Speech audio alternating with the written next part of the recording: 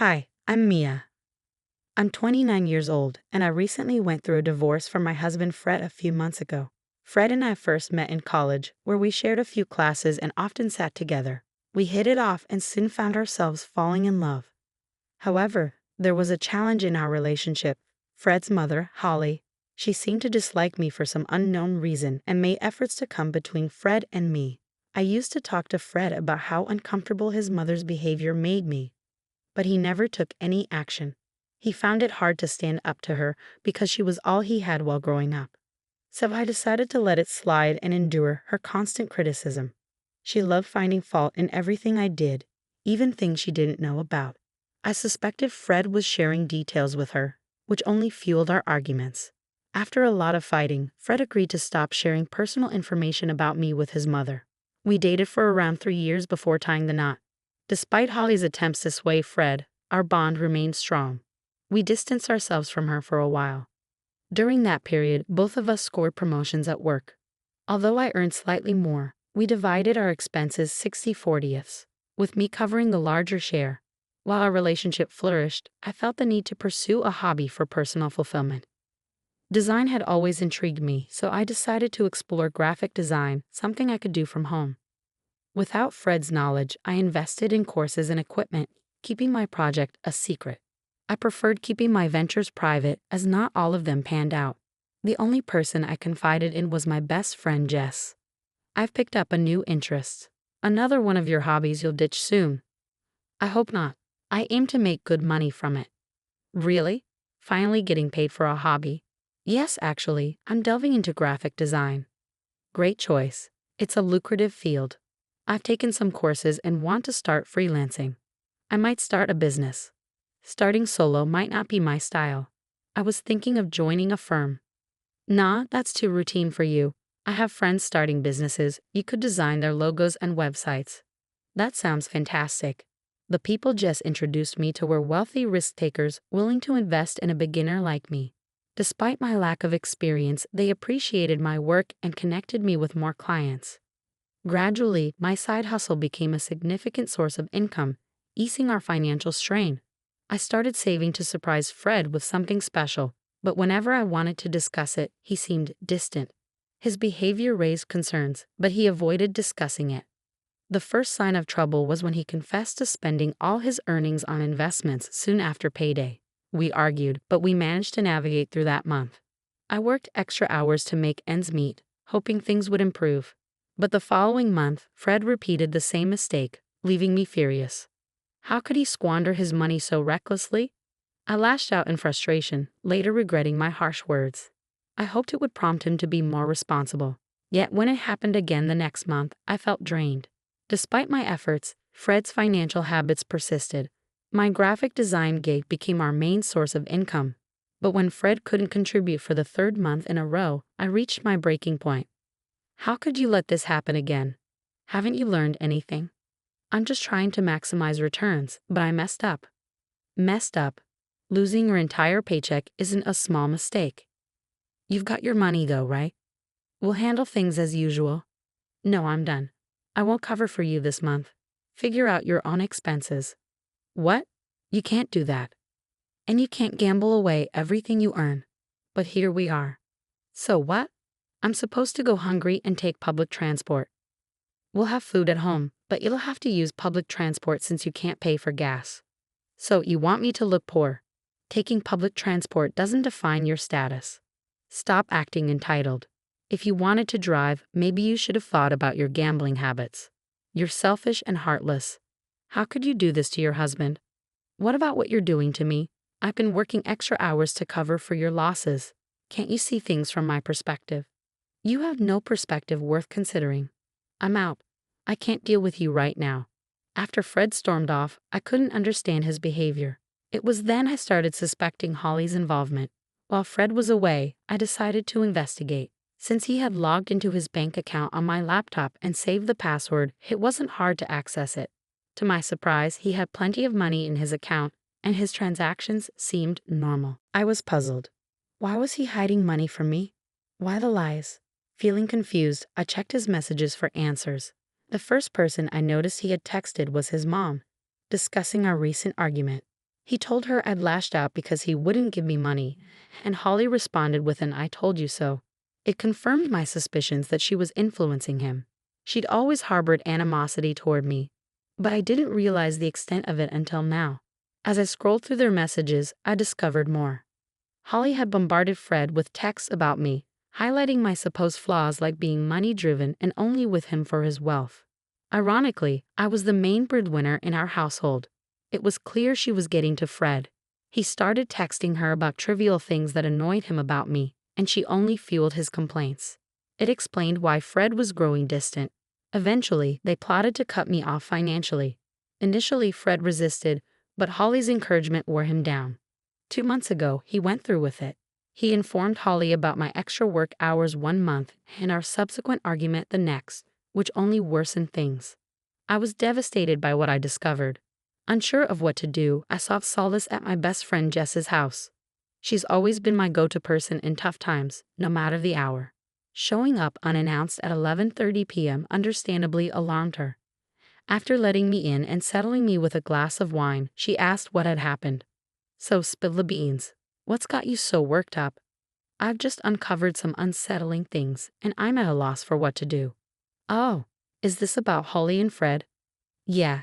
You remember how Fred's been throwing away his money on those sketchy investments for the past couple of months?" "Yeah, it was bizarre." "Did he do it again?" "Yes and no."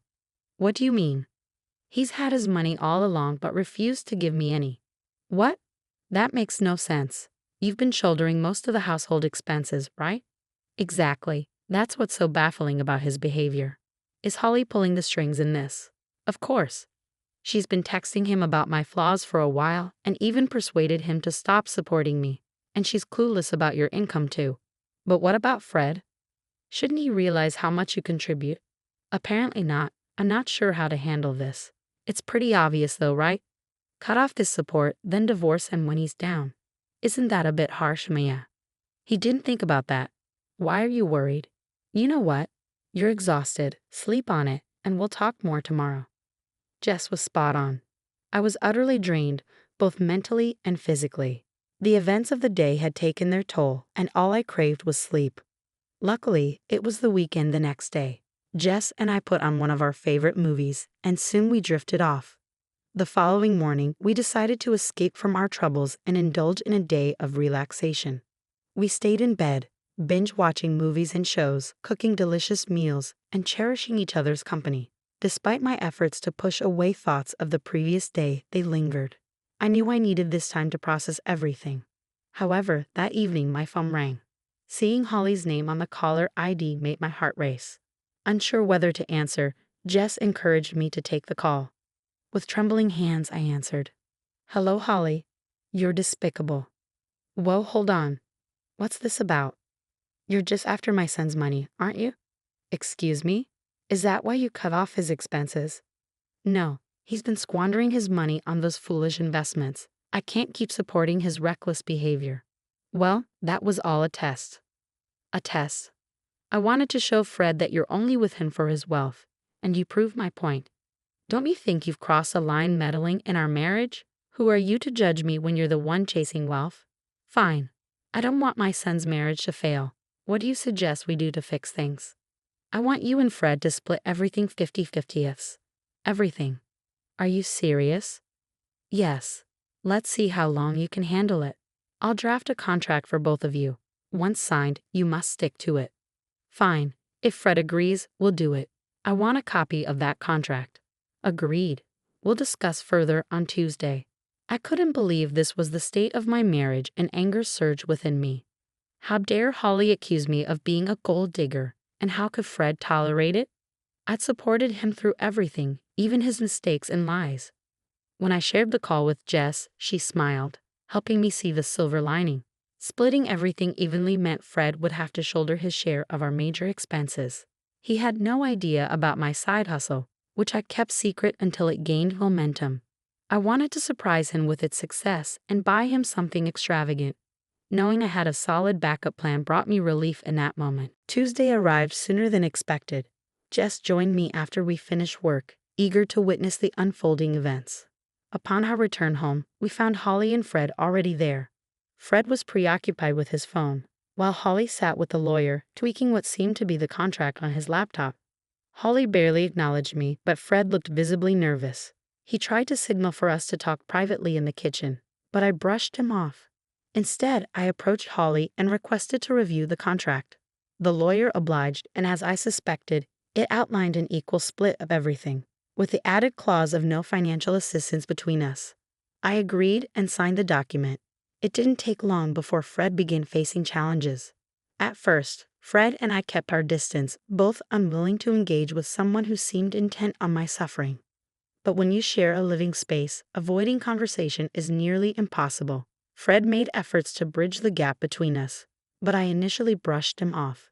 Eventually, his persistence wore me down, and I reluctantly started talking to him. "Can we please talk? This silent treatment is getting us nowhere." "What exactly do you want me to say, Fred?" "I don't know, but I miss us." "Do you? Then why agree to a contract dividing our finances?" "I wanted to see if you were truly invested in our relationship. Your mother has caused so many issues between us, yet you still believe her. Is this really the best solution?" "Don't speak ill of my mother. And what money do you think I need from you?" "Look, I don't want confrontation. I'm trying to mend things." "There won't be any progress until that contract is gone. It's only been 2 weeks since we signed it.